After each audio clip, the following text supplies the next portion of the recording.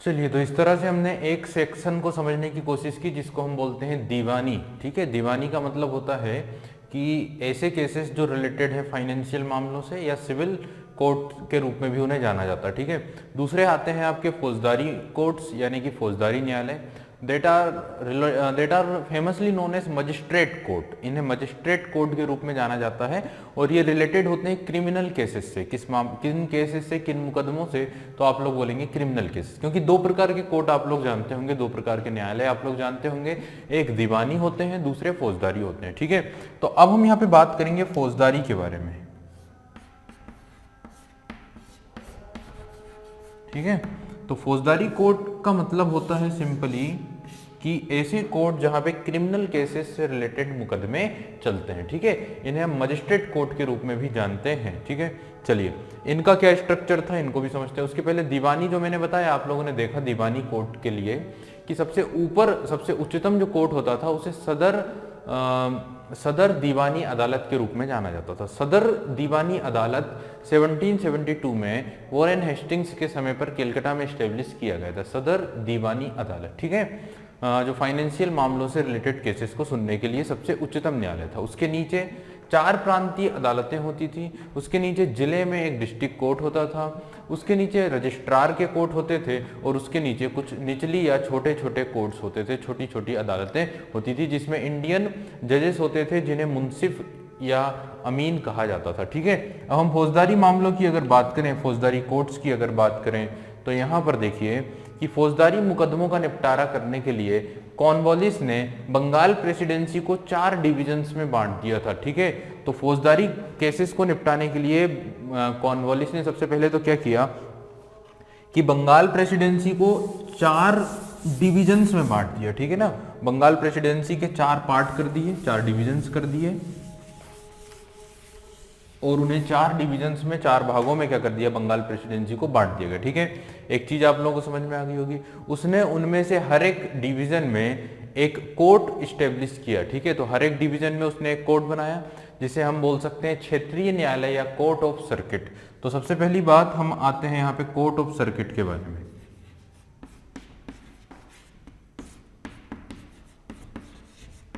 ठीक है, court of circuit it means क्षेत्रीय न्यायालय स्थापित किया।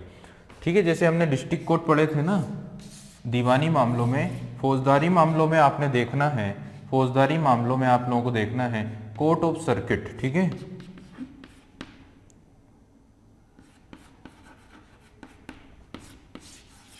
कोर्ट ऑफ सर्किट क्षेत्रीय न्यायालय। यहाँ पे जो जजेस होंगे वो कौन होंगे, तो यहाँ के जो जज होंगे ना वो भी वही व्यक्ति होगा जो सिविल सर्विस का मेंबर होगा। ठीक है, तो नागरिक सेवा के लोगों को ही यहाँ पे क्या किया गया था, जज बनाया गया था। तो यहाँ का जो जज होगा वो सिविल सर्विस का मेंबर होगा, यानी नागरिक सेवा का एक सदस्य होगा। ठीक है, तो यहाँ पे लिख देता हूं जो जज है वो सिविल सर्विस की रैंक का है।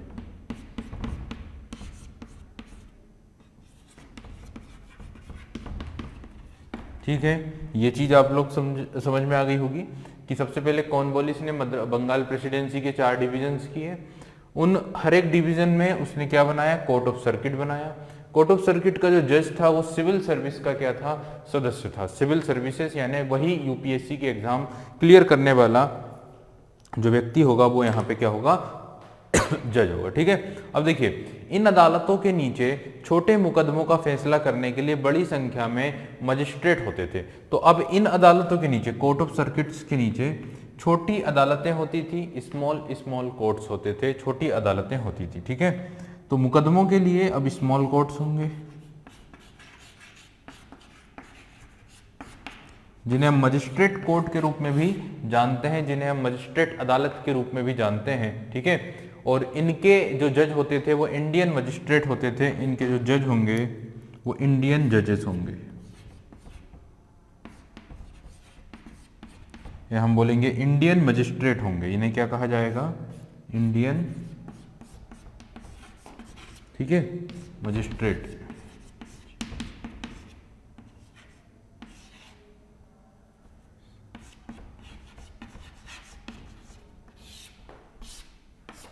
तो कोर्ट ऑफ सर्किट यानी क्षेत्रीय अदालत, क्षेत्रीय अदालत का जो जज है वो सिविल सर्विस की एग्जाम क्लियर करने वाला व्यक्ति होगा या सिविल सर्विस की रैंक का मेंबर होगा।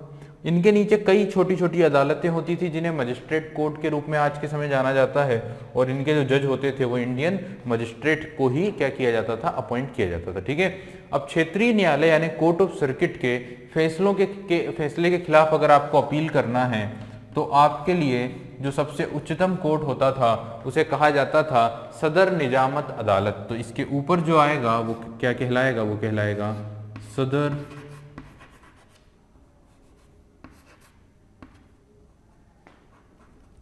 निजामत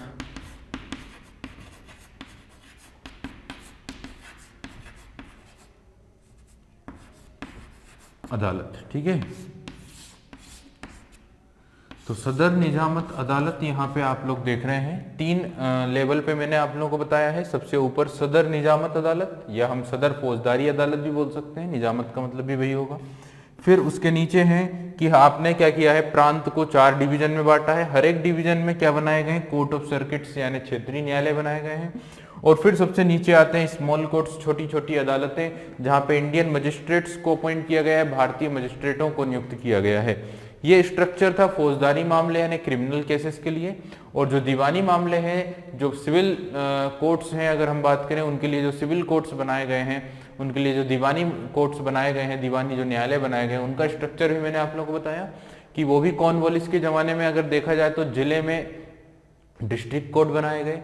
ठीक है ना, उसके ऊपर 4 प्रांतीय अदालतें बनाई गई और उसके ऊपर बनाया गया सदर दीवानी अदालत। ठीक है, डिस्ट्रिक्ट कोर्ट के नीचे की बात करें तो रजिस्ट्रार कोर्ट, रजिस्ट्रार कोर्ट के नीचे की बात करें तो स्मॉल कोर्ट से छोटी अदालतें थी जिनके हेड, जिनके जज जो थे वो इंडियन जजेस थे, जिन्हें मुंसिफ या अमीन कहा जाता था। ठीक है, अब देखिए हम इन फौजदारी अदालतों की बात करें ना, जो क्रिमिनल केसेस से रिलेटेड थे, ठीक है ना, जो क्राइम से रिलेटेड थे, तो इनमें अगर देखा जाए, ठीक है, तो यहाँ पे फौजदारी अदालतों ने क्या किया कि मुस्लिम फौजदारी कानून को संशोधित किया।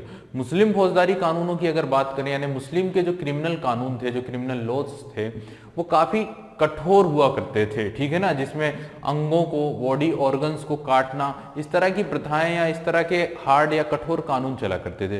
तो ये जो फौजदारी न्यायालय थे, ठीक है, या फौजदारी जो अदालत थे, ने क्या किया, मुस्लिम फौजदारी कानूनों को यानी मुस्लिम क्रिमिनल लॉज को रिफॉर्म किया या उनमें चेंज किए, उनको संशोधित किया और कम सख्त रूप से लागू किया। ठीक है, और उन्हें थोड़ा सा कम सख्त बनाया, थोड़ा सा सॉफ्ट कानून बनाने की कोशिश की। ठीक है, तो जो मुस्लिम क्रिमिनल लॉज थे उन्हें चेंज किया है इन फौजदारी अदालतों ने, और उन्हें थोड़ा सा सॉफ्ट या थोड़ा सा फ्लेक्सिबल बनाने की कोशिश की है, जिसमें शरीर के अंगों को काटने या इस प्रकार की अन्य सजाएं देने की मनाही कर दी गई थी। ठीक है ना, तो ये प्रथाएं पहले के टाइम पर चला करती थी मुस्लिम क्रिमिनल के कोर्ट्स में, कि जिसमें बॉडी पार्ट्स को कट करना या बॉडी पार्ट्स को काटना, इसके अलावा इस तरह की काफी दर्दनाक या काफी ऐसे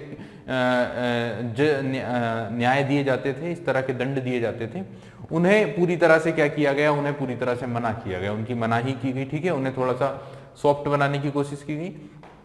दीवानी कोर्ट्स ने उस पारंपरिक कानून को लागू किया जो किसी क्षेत्र या जनता के किसी हिस्से के बीच बहुत पुराने जमाने से चला आ रहा था। ठीक है ना, तो दीवानी अदालतों ने क्या किया है, देखिए इंडिया में अगर हम बात करें तो कई समय से पुरानी परंपराओं के आधार पर, शास्त्रों के आधार पर, लिटरेचर्स के बेसिस पर काफी पुराने समय से ही कानून चले आ रहे थे। ठीक है ना, जैसे हम बात करें इंडिया में ही सबसे वर्ल्ड्स ओल्डेस्ट अगर हम बात करें कोडिफिकेशन की, तो उसे हम मनु संहिता के रूप में जानते हैं। इसके अलावा मिताक्षरा जो विज्ञानेश्वर ने लिखी है, तो वो भी ये पुराने ऐसे पेनल कोड कहलाते हैं, इंडियन पेनल कोड अगर हम बात करें, या हिंदू पेनल कोड कहलाते हैं। मिताक्षरा जो बुक है जो विज्ञानेश्वर ने लिखी है, उससे भी पहले मनुस्मृति लिखी गई थी जो मनु के द्वारा लिखी गई थी, और ये पुष्यमित्र शुंग के टाइम पर लिखी गई है।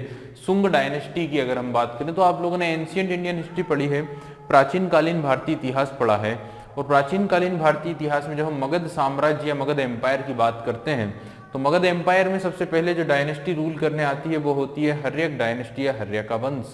ठीक है, जिसमें बिंबिसार, अजातशत्रु और उदयन 3 मुख्य शासकों का शासन चलता है। और फिर हर्यक डायनेस्टी के बाद हम दूसरा जो वंश देखते हैं, हर्यक वंश के बाद वो आता है आपका हर्यक डायनेस्टी के बाद जो दूसरी डायनेस्टी जो हम देखते हैं वो आती है शिशुनाग डायनेस्टी, दूसरी जो डायनेस्टी आती है वो कौन सी आती है, शिशुनाग डायनेस्टी आती है। और शिशुनाग डायनेस्टी में शिशुनाग और कालाशोक नाम के दो मुख्य रूलर्स होते हैं। और फिर जो तीसरी डायनेस्टी आती है वो नंद डायनेस्टी या नंद वंश आता है, जिसमें महापद्मनंद और उनके बाद उनके 8 पुत्र शासन करते हैं। लेकिन सबसे फेमस नाम जो है वो है घना नंद का, जिसकी मृत्यु या जिसकी हत्या कर दी जाती है 323 के अप्रॉक्स। और फिर मगध पर शासन करता है मौर्य डायनेस्टी या मौर्य वंश। मौर्य वंश में 3 मुख्य रूलर्स होते हैं, जैसे चंद्रगुप्त मौर्य, सेकंड नंबर पे बिंदुसार, एंड थर्ड नंबर पे सबसे महान रूलर ही जो जाने जाते हैं सम्राट अशोक। ठीक है, सम्राट अशोक 269 से 232 तक रूल करते हैं। ठीक है, ये बिफोर क्रिश्चियन इरा की हम बात कर रहे हैं। और फिर जब मौर्य वंश कंप्लीट होता है, खत्म होता है, ठीक है, जब मौर्य डायनेस्टी 168 में खत्म होती है, 169 बिफोर क्रिश्चियन इरा में जब खत्म होती है, तब वहां पर जो देखा जाए इसके बाद जो हम देखते हैं तो वहां पर आता है कौन सा वंश, तो वहां पे आता है जिस पीरियड को हम बोलते हैं पोस्ट मौर्यन पीरियड, उत्तर मौर्य काल। और उत्तर मौर्य काल में ना 3 इंपॉर्टेंट डायनेस्टी है, एक शुंग वंश, एक कण्व वंश और एक सातवाहन वंश। ठीक है, शुंग वंश की बात की जाए तो यहीं पर इसी समय पर, जैसे मैंने बोला, शुंग वंश 165 के अप्रोक्स ये डायनेस्टी स्टार्ट होती है। ठीक है ना, 165 के अप्रोक्स ये डायनेस्टी, ये वंश शुरू होता है शुंग वंश। इसमें भी कई सारे रूलर्स आते हैं, लेकिन सबसे फेमस नाम जो है वो है पुष्यमित्र शुंग का, जो एक ब्राह्मण थे। और मौर्य वंश के जो अंतिम शासक थे बृहद्रथ, उनके एक प्रधान सेनापति हुआ करते थे, जिन्होंने उनकी हत्या कर दी। और फिर एक ब्राह्मण कल्चर को, ब्राह्मण एम्पायर को, ब्राह्मण धर्म को, हिंदू धर्म को पुनः क्या किया, विस्थापित, पुनः उसका एक्सपांसन किया, उसे पुनः स्टेब्लिश किया। क्योंकि ड्यूरिंग द मौर्यन पीरियड जो रूलर्स थे वो बुद्धिस्ट थे, वो बुद्ध थे, और वो एक अहिंसात्मक नियम पर चलते थे। उन्होंने काफ़ी ज़्यादा आर्मी को खत्म कर दिया था, या आर्मी में जो स्ट्रांगनेस थी, जो पावर थी, उसे खत्म कर दिया था, और वो अहिंसात्मक सिद्धांतों पर चलने लगे थे। ठीक है, जिससे विदेशियों का इन्फ्लुएंस बढ़ने लगा था, विदेशी ताकतें इंडिया में स्टेब्लिश होने लगी थी। ठीक है, और दूसरी बात, ब्राह्मणों को उस समय या हिंदू धर्म का काफी ज्यादा पतन हो रहा था, हिंदुओं का काफी नुकसान हो रहा था, या ब्राह्मणों के साथ काफी भेदभाव किया जा रहा था, या ब्राह्मणों के साथ काफी अत्याचार किया जा रहा था। ठीक है, जिससे ब्राह्मणों की जो उत्कृष्टता थी, ब्राह्मणों की जो सबसे पहले से अगर हम बात करें तो सबसे हाई लेवल पर जो ब्राह्मण थे, और उनकी जो डिग्निटी थी, उनका जो प्राइड था, उसको नुकसान हो रहा था। ठीक है, और यही चीज फिर इसको खत्म किया गया, किसके द्वारा, पुष्यमित्र शुंग के द्वारा। और पुष्यमित्र शुंग ने शुंग वंश की स्थापना की लगभग 165-68 के अप्रोक्स, 69-65 के अप्रोक्स बिफोर क्रिश्चियन एरा में। ठीक है, और इन्हीं के समय पर मनु नाम के एक विद्वान ने मनुस्मृति को लिखा, मनुस्मृति को कंपाइल किया, that are known as the oldest penal code. ठीक है, और साथ ही उसे हिंदू पेनल कोड भी कहा जाता है, हिंदू दंड संहिता भी कहा जाता है। ठीक है, चलिए, तो क्या बात कर रहे हैं हम, क्या चीज यहाँ पे देख रहे हैं कि ये तो इंडिया में क्या थे, इंडिया में कई सारे पारंपरिक कानून थे। सबसे पुराना मनुस्मृति के कई कानून है जो आज भी इम्प्लाई होते हैं, आज भी लागू होते हैं। इंडियन पेनल कोड के कई सारे ऐसे प्रोविजंस, कई सारे ऐसे लॉस हैं जो मनुस्मृति से लिए गए हैं। ठीक है, और इसके अलावा मिताक्षरा मैंने बताया, as it is Muslim religion में भी चलता था। मुस्लिम रिलीजन में जो शरीयत के कानून हैं उन्हें माना जाता था, उन्हें लीगलाइज किया जाता था। ठीक है, तो शरीयत के कानून चलते थे। इसके अलावा कई सारे ऐसे फतवे जारी किए जाते थे। मुस्लिम जो हम बोलते हैं, जैसे मुफ्ती होते हैं, या मुस्लिम जो लोग होते हैं मस्जिदों में, वो लोग ऐसे फतवे जारी करते थे। ठीक है, तो ये परंपरागत कानून इंडिया में चले आ रहे थे। ठीक है, तो दीवानी कोर्ट ने क्या किया, उन पारंपरिक कानूनों को लागू किया, हालांकि जो सही थे। ठीक है ना, सारे कानूनों को नहीं। तो दीवानी कोर्ट्स ने उन पारंपरिक कानूनों को लागू किया जो किसी क्षेत्र या जनता के किसी हिस्से के बीच बहुत पुराने जमाने से चले आ रहे थे, काफी ओल्डेस्ट लॉस बन चुके थे। तो उन्हें क्या किया है, उन्हें संहिताबद्ध किया है, या उन्हें लागू करने का काम किया दीवानी अदालतों ने। और फौजदारी अदालतों की अगर बात करें तो मुस्लिम्स में जो ऐसे कठोर कानून थे, जो ऐसे कठोर क्रिमिनल कानून थे, जिनमें बॉडी ऑर्गन्स को कट करने तक की प्रथाएं थी या प्रोविजंस थे, उन्हें क्या किया है, चेंज किया है और उन्हें थोड़ा सा कम कठोर बनाने की कोशिश की गई है। ठीक है, विलियम बेंटिक की अगर बात करें तो विलियम बेंटिक जब इंडिया में आता है और 1731 में विलियम बेंटिक क्या करता है कि जो प्रांतीय अदालतें और जो क्षेत्रीय न्यायालय थे उन्हें खत्म कर देता है। ठीक है, प्रांतीय अदालतों और क्षेत्रीय न्यायालयों को खत्म कर देता है, प्रोविंशियल कोर्ट्स और सर्किट कोर्ट्स या कोर्ट ऑफ सर्किट्स को वो खत्म कर देता है। ठीक है, प्रांतीय अदालतें हमने पढ़ा था कहां पर, जब दीवानी स्ट्रक्चर या दीवानी कोर्ट्स हमने डिस्कस किए थे, तो सबसे ऊपर आता है निजामत। ठीक है, निजामत दीवानी अदालतें और उसके बाद आते हैं 4 प्रांतीय अदालतें। ठीक है, उसके नीचे डिस्ट्रिक्ट कोर्ट। तो वो प्रांतीय अदालतों को खत्म करने का काम करता है विलियम बेंटिक इन 1831। और साथ ही जो आप देख रहे हैं कोर्ट ऑफ सर्किट्स यानी क्षेत्रीय न्यायालय, इन्हें भी खत्म करने का काम कर देता है लॉर्ड विलियम बेंटिक। ठीक है, उनका अब उनकी जगह पर कौन काम करेगा, इन कोर्ट्स के स्थान पर अब कौन आएगा, तो सबसे पहले इनका स्थान लिया कमीशनों ने। ठीक है, कमीशंस बनाए गए। उसके बाद डिस्ट्रिक्ट जज बनाए गए और डिस्ट्रिक्ट कलेक्टर को यह काम सौंपा गया। ठीक है, तो डिस्ट्रिक्ट जज और उसके बाद डिस्ट्रिक्ट कलेक्टर्स को यह काम सौंपा गया था। तो ध्यान रखिएगा कि इन 1831 लॉर्ड विलियम बेंटिक अबोलिश प्रांतीय अदालतें एंड कोर्ट ऑफ सर्किट्स। तो जो प्रोविंशियल कोर्ट्स थे उन्हें अबोलिश किया गया, उनको समाप्त किया गया, और जो कोर्ट ऑफ सर्किट्स थे उन्हें भी क्या किया गया, खत्म किया गया इन 1831 by the Lord William Bentinck. Lord William Bentinck के टाइम पर ही 1833 में चार्टर एक्ट भी पास किया गया था और उसी चार्टर एक्ट के माध्यम से बंगाल के गवर्नर जनरल को पूरे इंडिया का गवर्नर जनरल भी बना दिया गया था। ठीक है, तो एक चीज ये भी ध्यान रखिए, Lord William Bentinck was the first governor general of India and the last governor general of Bengal का जब नाम आता है तो भी क्या आता है, तो भी आपका नाम आता है लॉर्ड विलियम बेंटिक। ठीक है, तो लॉर्ड विलियम बेंटिक ने एक चेंज जो जुडिशरी में किया वो ये किया कि प्रांतीय अदालतों और क्षेत्रीय अदालतों को उसने डिसोल्यूट कर दिया, उन्हें समाप्त कर दिया और उनका स्थान लिया किसने, कमीशंस ने, डिस्ट्रिक्ट जजेस ने और डिस्ट्रिक्ट कलेक्टर्स ने। ठीक है, ये चेंज किया है, ये रिफॉर्म किया है किसने, आपके क्या नाम आता है, लॉर्ड विलियम बेंटिक। ठीक है, तो विलियम बेंटिक ने न्यायिक सेवा में काम करने वाले भारतीयों के दर्जे को और ज्यादा क्या कर दिया था, बढ़ा दिया था। ठीक है, तो इंडियंस की यहाँ पे अगर बात की जाए तो इंडियंस की पोस्ट बढ़ाने का काम किया था लॉर्ड विलियम बेंटिक के समय पर हुआ था। ठीक है, तो लॉर्ड विलियम बेंटिक ने इंडियंस के जो पोस्ट थे, जो पद थे, जो दर्जे थे, उन्हें और ज्यादा क्या कर दिया था, बढ़ा दिया था, उनके अख्तियार बढ़ा दिए गए थे। उसने भारतीयों को डेप्यूटी मजिस्ट्रेट, सबऑर्डिनेट जज और प्रिंसिपल सदर अमीन नियुक्त किया, यानी इंडियंस को न्यायपालिका में काफी ज्यादा मोटिवेट करने का काम किया है, काफी ज्यादा अपॉइंट करने का काम हुआ है किसके समय पर, लॉर्ड विलियम बेंटिक के समय पर। उसने भारतीयों को डेप्यूटी मजिस्ट्रेट, ठीक है, मजिस्ट्रेट कोर्ट्स में जो डेप्यूटी मजिस्ट्रेट होते हैं वो, सबऑर्डिनेट जजेस और प्रिंसिपल सदर अमीन नियुक्त किया। ठीक है, तो ये एक बड़ी बात आप लोग देख सकते हैं। सिंपली अगर आपसे इस तरह से डीप में नहीं पूछेंगे क्वेश्चन ये पूछेंगे कि इंडियंस को जुडिशरी में किसके समय पर काफी ज्यादा नियुक्त किया गया था या अच्छे अच्छे पदों पर नियुक्त किया गया था। ठीक है, क्योंकि आप लोग देख रहे हैं कि ब्रिटिशर्स की ये पॉलिसी थी कि इंडियंस को ना चीजों से दूर रखा जाए। ठीक है, इंडियंस को थोड़ा सा बड़े बड़े पदों से दूर रखने की पॉलिसी थी, ये कॉर्नवालिस के जमाने से ही चली आ रही थी। आप लोगों ने देखा है 500 पाउंड एनुअल, सिविल सर्विसेज वाले टॉपिक में देखा था, 500 पाउंड एनुअल अगर सैलरी किसी भी ऑफिसर की होगी तो उसमें उस पद पर कभी भी इंडियंस नहीं बैठ सकता था। ठीक है, आर्मी की बात करें तो सूबेदार के पद तक इंडियन जा सकता था, और उसी तरह पुलिस फोर्स में भी ऊंचे ऊंचे ओहदों पर, ऊंचे ऊंची पोस्ट पर इंडियंस नहीं अपॉइंट किए जाते थे। ठीक है, हालांकि अगर हम सेना में बात करें तो जो सैनिक होते थे वो इंडियंस होते थे, सोल्जर्स इंडियन होते थे। ये चीजें हमने डिस्कस की है ऑलरेडी। तो यहाँ पे मैं आप लोगों को बता रहा था कि विलियम बेंटिक क्या करता है, कई ऐसे ऐसे पदों पर इंडियंस को अपॉइंट करना स्टार्ट करता है। ठीक है, सदर दीवानी अदालत और सदर निजामत अदालतों की अगर बात करें, जो सबसे उच्चतम अदालत है जो मैंने बताई है, यहाँ पे आप लोग देख रहे हैं ना, सदर निजामत अदालत, और अगर दीवानी मामला होता तो क्या बोलते हैं, सदर दीवानी अदालत।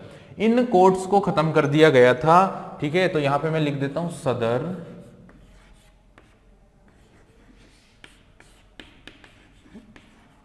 दीवानी अदालत।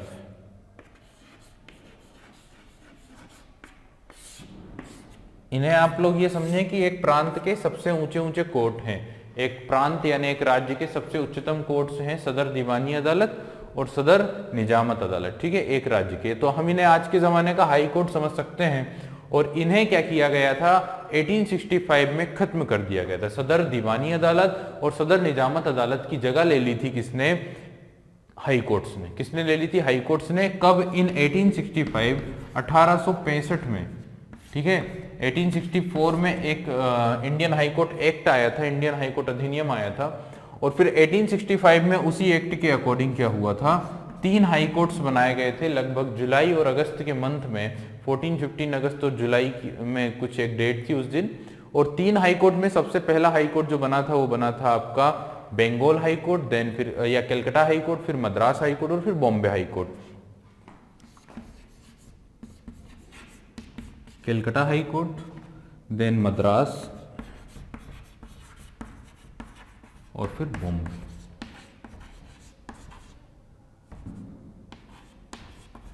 ठीक है, तो ये चीज ध्यान रखिएगा कि सदर निजामत अदालतें और सदर दीवानी अदालतें, इन दोनों अदालतों को खत्म किया गया इन 1865, 1865 में। और इनकी जगह पर 3 जो ब्रिटिश प्रेसिडेंसियां, सबसे इंपॉर्टेंट ब्रिटिश प्रेसिडेंसियां थी, कलकत्ता, मद्रास एंड बॉम्बे, वहां पर बनाए गए थे हाई कोर्ट्स। ठीक है, सुप्रीम कोर्ट्स तो कलकत्ता में 1773, 1774 में ही स्टेब्लिश हो चुका था। But when we discuss about the high courts, तो फर्स्ट हाई कोर्ट जो आज के स्वरूप में हमें देखने को मिलते हैं वो कब आ चुके थे, तो वो 1865 में आ चुके थे, जब फर्स्ट टाइम कलकत्ता में हाई कोर्ट बना, फिर मद्रास, बॉम्बे में हाई कोर्ट स्टेब्लिश किए गए, सब एक ही ईयर्स में आए हैं। और according to Indian high court act बनाए गए थे। जैसे सुप्रीम कोर्ट आप लोगों की बात की जाए तो सुप्रीम कोर्ट में ध्यान रखिएगा, रेगुलेटिंग एक्ट 1773 के अकॉर्डिंग पहली बार सुप्रीम कोर्ट कलकत्ता में स्टेब्लिश हो चुका था। 1773 में अधिनियम आया था, 1774 में अधिनियम कोर्ट बन चुका था कलकत्ता के फोर्ट विलियम में। लेकिन जब हाई कोर्ट की बात आती है ना, तो आप लोगों को ईयर ध्यान रखना है 1865 में। और किन अदालतों को समाप्त किया गया था, तो आंसर होगा सदर दीवानी अदालत और सदर निजामती अदालत। सदर दीवानी अदालत दीवानी मामलों से रिलेटेड मामलों को टेकल करने वाला सबसे बड़ा कोर्ट होता था प्रांत में। और सदर निजामत अदालत फौजदारी मामले यानी क्रिमिनल केसेस को हैंडल करने वाला सबसे बड़ा कोर्ट होता था प्रांत में। इनकी जगह पर इन 3 प्रांतों में आ गए थे हाई कोर्ट्स, जिनके हमने नाम देखे, Calcutta, Madras and Bombay, during the time of 1865, 1865 में। ठीक है, तो ये एक सबसे खास फैक्ट आप लोग देख रहे हैं, एक सबसे खास बात आप लोग यहाँ पे देख रहे हैं। ठीक है, चलिए तो आगे गौर करते हैं और इस जुडिशरी वाले टॉपिक में आगे की ओर बढ़ते हैं और आगे बात करते हैं कि अब हमें किस मुद्दे पर चलना है। चलिएगा, तो अभी तक हमने अगर बात करें अगर जुडिशरी की, न्यायपालिका की ब्रिटिश पीरियड में, तो हमने देखा कि किस तरह से जो स्ट्रक्चर था भारत में, इंडिया में जुडिशरी का, उसको समझने की कोशिश की। और 1865, 1865 में जो हाई कोर्ट्स बने हैं, उसके बाद स्ट्रक्चर में थोड़ा सा चेंज आया है।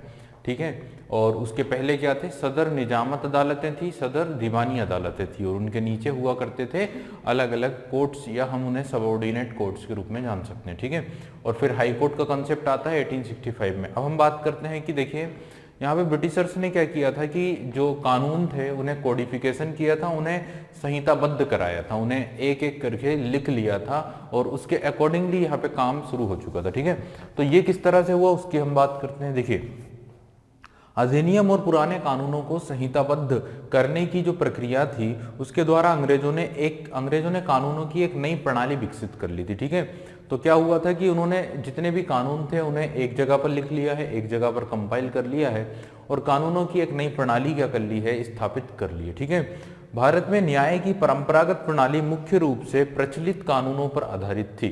तो इंडिया में अगर बात करें तो इंडिया में जो न्याय प्रणाली थी, ठीक है, जो परंपरागत प्रणाली थी वो किस पर आधारित थी, वो प्रचलित कानूनों पर आधारित थी, जो लंबी परंपरा और रिवाजों से निकली थी। ठीक है, जैसे कि मैंने बताया मनुस्मृति या इस तरह से जो कानून थे वो लंबी परंपराओं और रिवाजों पर आधारित थे, और वहां से ये ओरिजिनेट हुए थे। यद्यपि उनके कानून शास्त्रों और शरीयत तथा शाही फरमानों पर आधारित थे, लेकिन ये जो लंबी परंपराओं पर जो कानून बने थे, ठीक है, इंडिया के कल्चर की अगर बात करें तो इंडिया में जो कानून थे वो लंबी परंपराओं से निकले थे, या हम बात करें कि रीति रिवाजों से निकले थे। लेकिन ये जो कानून थे ना, ये शास्त्रों से, शरीयतों से, ठीक है, या फिर शाही फरमानों पर आधारित थे, शाही फरमानों से जारी किए जाते थे, ठीक है। हालांकि अंग्रेजों की अगर बात करें तो अंग्रेज आमतौर पर अगर देखा जाए तो प्रचलित कानूनों को लागू करते थे, ठीक है ना। जो प्रैक्टिकल लॉज थे, प्रचलित जो कानून थे, कंटेम्प्रेरी जो कानून थे, उन्हें क्या करते थे, लागू कराते थे, उन्हें इम्पोज कराते थे, ठीक है।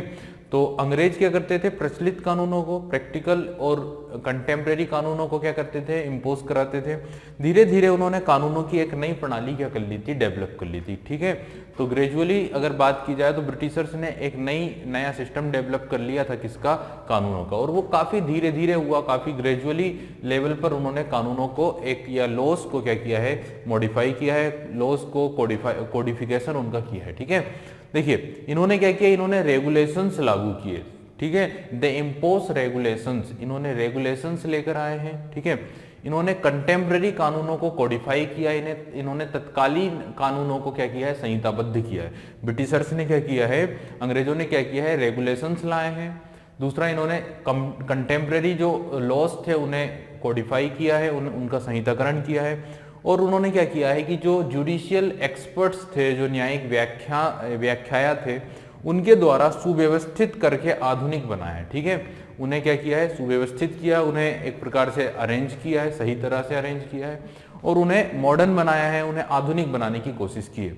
सबसे पहले अगर हम बात करें ना, तो 1833 में जब चार्टर एक्ट आता है, तो ये जो शुरुआत होती है कोडिफिकेशन की, एक नया सिस्टम डेवलप करने की, ठीक है, कानूनों का संहिताकरण करने की, ये शुरुआत होती है चार्टर एक्ट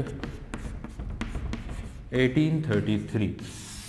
चार्टर एक्ट 1833 आया है, 1833 आया है, और इस चार्टर एक्ट के अकॉर्डिंगली ये राइट्स मिल गए थे किसे, गवर्नर जनरल को, कि वो कानूनों को क्या कर सकते हैं, कानूनों को बना सकते हैं, ठीक है। तो ये या उनकी जो काउंसिल है ना, गवर्नर जनरल और उसकी जो काउंसिल होती है जिसमें 4-5 सदस्य होते थे, तो उन्हें ये राइट्स मिल गए थे आफ्टर द चार्टर एक्ट 1833 कि ये कानूनों को क्या कर सकते हैं, बनाने के इन्हें राइट्स मिल चुके थे। किसे राइट मिल चुके थे, गवर्नर जनरल को, ठीक है ना।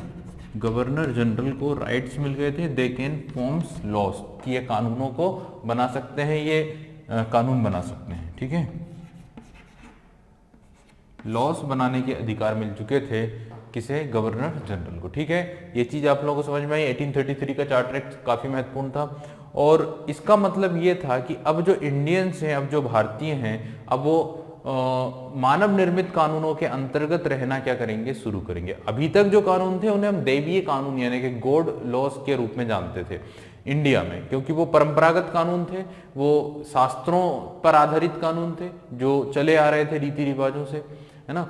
तो अब क्या होगा, इंडिया में जो इंडियंस होंगे वो किसके अंतर्गत रहना शुरू करेंगे, मानव निर्मित कानूनों के तहत रहना अब वो शुरू करने वाले थे। चाहे वो अच्छे कानून हो, चाहे वो बुरे कानून हो, लेकिन अब उन्हें ह्यूमन मेड लॉज के अंतर्गत रहना शुरू करना था। इस प्रैक्टिस को उन्होंने शुरू करना थी, और ये शुरू हुआ 1833 में। इसका ग्रेजुअली डेवलपमेंट किस तरह से शुरू हुआ, तो 1833 में आप सभी को पता है कि Lord William Bentinck governor general of India थे, और उनके समय पर जब ये चार्टर एक्ट आया तो उसके अकॉर्डिंगली एक लॉ कमीशन बनाया गया, एक विधि आयोग बनाया गया, ठीक है।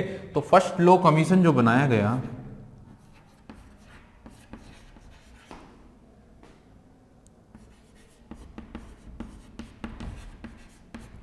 वो बना 1833 में। चार्टर एक्ट 1833 के अकॉर्डिंगली 1833 में एक लॉ कमीशन बनाया गया, और इस लॉ कमीशन के जो चेयरमैन बनाए गए वो बनाए गए थे लॉर्ड मैकाले।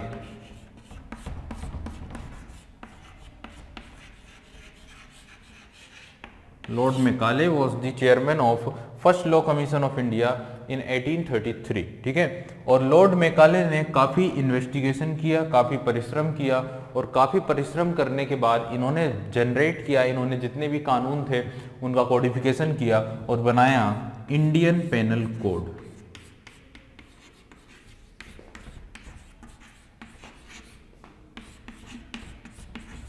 भारतीय दंड संहिता सबसे पहले सबसे स्टार्ट में बनाई थी लॉर्ड मैकाले ने इन 1834 में। हालांकि 33 के एक्ट के अकॉर्डिंगली काम शुरू किया, और 1834 तक ये जो आईपीसी थी इसे बनाकर तैयार किया गया था। ठीक है, हालांकि इसे प्रैक्टिस में नहीं लाया गया, इसे इम्पोज नहीं किया गया उस समय पर, इसमें काफी ज्यादा रिफॉर्म्स हुए, काफी ज्यादा इसे रिवाइज्ड किया गया। और फिर हम बात करें तो 1 जनवरी 1862 1862 से इन कानूनों को इंडिया के समाज में, इंडिया की इस सोसाइटी में क्या किया गया था, इनेक्ट किया गया था या लागू किया गया था। ठीक है ना, तो 1 जनवरी 1862 को लॉर्ड मैकाले, हालांकि लॉर्ड मैकाले की तब तक डेथ हो चुकी थी, 1859 में लॉर्ड मैकाले की मृत्यु हो चुकी थी। उन्होंने काफी कोशिश की कि इस आईपीसी के नियमों को या इन कानूनों को लागू किया जाए, बट उनके टाइम पर ये लागू नहीं हुए हैं। ये लागू हुए 1 जनवरी 1862 में। काफी कुछ इसमें चेंजेस हुए, काफी कुछ इसमें सुधार हुए, कई चीजों को ऐड किया गया और फिर फाइनली 1862 1 जनवरी को ये लागू हुए थे। ठीक है, लेकिन हम स्टार्ट से अगर बात करें, प्रारंभ से अगर बात करें, तो आप लोग देखेंगे कि भारत में, इंडिया में जो प्रचलित कानून थे, जो भी लॉज थे, वो परंपरागत चले आ रहे थे, वो शास्त्रों से, शरीयत के अनुसार चले आ रहे थे, मुफ्ती या शासकों के माध्यम से जो फतवे जारी होते थे उसके अनुसार थे, जिनमें ब्रिटिशर्स ने धीरे धीरे रिफॉर्म्स किए, उनमें चेंज किए, उनमें सुधार लाया। और फिर क्या किया इन्होंने, रेगुलेशंस लाए, इन्होंने संहिताकरण किया, उन्होंने प्रचलित कानूनों को जो सही थे उन्हें संहिताकरण किया। और फाइनली 1833 में जब चार्टर एक्ट आया, तो जिसमें उसमें क्या हुआ, गवर्नर जनरल को ये राइट मिल गई कि वो कानूनों को बना सकते थे। तो उन्होंने क्या किया, एक लॉ कमीशन बनाया, एक विधि आयोग बनाया। और ये जो विधि आयोग है ये लगभग 1833 में बना, जिसके चेयरमैन बनाए गए थे लॉर्ड मैकाले। लॉर्ड मैकाले वही व्यक्ति थे जिन्होंने 1835 में इंडियन एजुकेशन एक्ट भी लेकर आए थे। ठीक है, so the Indian education act was applied in 1835 और इसे लाने वाले जो पर्सन थे वो भी कौन थे, लॉर्ड मैकाले थे। ठीक है, और इसी एक्ट के अकॉर्डिंगली इंडिया में इंग्लिश एजुकेशन को एक्सपांड किया गया था या इंडियन एजुकेशन को स्टार्ट किया गया था। इंग्लिश एजुकेशन को, इंग्लिश लैंग्वेज को, ठीक है, इंग्लिश एजुकेशन, इंग्लिश लैंग्वेज को इम्पोज किया था, लागू किया था बाय लॉर्ड मैकाले। तो भारत में ना अंग्रेजी शिक्षा को लाने का काम भी किसने किया था, लॉर्ड मैकाले ने ही किया था। ठीक है, चलिए, तो फिलहाल मैं बात कर रहा हूं इंडियन पेनल कोड की। इंडियन पेनल कोड को शुरू किया है या लागू किया या फिर इसे तैयार किया था किसने, लॉर्ड मैकाले ने 1834-35 के अप्रोक्स। ठीक है, तो इनके परिश्रम के फलस्वरूप इंडियन पेनल कोड पश्चिमी देशों से लाई गई दीवानी प्रक्रिया और दंड प्रक्रिया संहिता और कानूनों के अन्य संहिताएं जो है आई थी। ठीक है, हालांकि देखिए चेंज उस समय इसलिए नहीं लागू किया था क्योंकि ये जो लॉ कमीशन था ना, इसमें सिर्फ और सिर्फ क्रिमिनल मामलों के लिए ही बनाया गया था, इसमें दीवानी मामले नहीं थे। ठीक है, तो इसलिए इसको काफी ज्यादा रिवाइज किया गया, मॉडिफाई किया गया। हालांकि और भी कई कारण थे, बट उस समय ये सिर्फ क्रिमिनल केसेस से रिलेटेड था। ठीक है, देखिए आज के समय भी ना यही चल रहा है, जो 1 जनवरी 1862 को लागू हुआ था यही आईपीसी चल रहा है। और अभी तक इसमें देखा जाए तो लगभग 70 to 80 अमेंडमेंट हो चुके हैं, 70 से 80 बार इसको चेंज किया जा चुका है। ठीक है, जो पेनल कोड 1 जनवरी 1862 को लागू हुआ था, इसमें टोटल 23 क्या है, चैप्टर्स हैं और 511 सेक्शंस हैं या धाराएं हैं। 511 धाराएं हैं और लगभग 23 चैप्टर्स हैं। इसमें आप लोग देखते होंगे कि धारा 144 है, धारा 420 होती है, ठीक है ना, जो फ्रॉड वगैरह से रिलेटेड होती है 420। ठीक है, 144 धारा 144 जिसमें कि लोगों को ग्रुप में या 4 लोग एक जगह इकट्ठे नहीं हो सकते जब धारा 144 लगती है। तो ये इंडियन पेनल कोड किसने लेकर आया था, लॉर्ड मैकाले ने लेकर आया था in 1834। According to charter act 1833 first law commission ही तब बना था। आज भी एक लॉ कमीशन चल रहा है, ठीक है ना, आज के समय भी एक लॉ कमीशन चल रहा है, शायद 16 या 17 नंबर का लॉ कमीशन आज भी चल रहा है। और ये जो लॉ कमीशन होता है यही रिकमेंडेशन करता है गवर्नमेंट को कि तत्कालीन परिस्थिति में हमें किन कानूनों को खत्म करना चाहिए और किन कानूनों को लेकर आना चाहिए, और गवर्नमेंट उसी लॉ कमीशन की रिकमेंडेशन पर कानूनों को बनाती है, कानूनों को हटाती है। ठीक है ना, तो ये आईपीसी, ये लॉ कमीशन सबसे पहले ही कब बना था, इन 1833 अकॉर्डिंग टू चार्टर एक्ट 1833। ठीक है, अब सारे देश में एक ही प्रकार के कानून लागू हो गए और उन्हें न्यायालयों की समरूप प्रणाली के जरिए लागू किया गया था। ठीक है, तो ये चीज आप लोग समझ गए होंगे, क्योंकि अभी तक इंडिया में ना अलग अलग कानून थे, अलग अलग व्यवस्थाएं थी, और इन्हें देश में एक ही प्रकार के कानूनों को जो लागू किया गया था वो 1862 में किया गया था इन पेनल कोड के अकॉर्डिंगली। ठीक है, और फिर न्यायालयों के माध्यम से इस प्रणाली को पूरे देश में लागू भी किया गया। हालांकि ये जो लॉस थे ना, ये सिर्फ और सिर्फ ब्रिटिश इंडिया में लागू हुए थे, ना कि प्रिंसली स्टेट्स में, देशी रियासतों में नहीं हुए, क्योंकि वहां पे उनका अलग सिस्टम चलता था, वहां पे उनका अलग लीगल जो व्यवस्था थी वो वहां पे लागू हुआ करती थी। ठीक है, तो यहाँ पे हमने एक टॉपिक डिस्कस किया, that is judiciary in British period. British period में जुडिशरी या न्यायपालिका के बारे में हमने यहाँ पे बात की। अब हम बात करेंगे अगले टॉपिक की, समझ गए ना, जो रिलेटेड है आप लोगों के एडमिनिस्ट्रेशन कॉन्स्टिट्यूशन इन इंडिया से। ठीक है।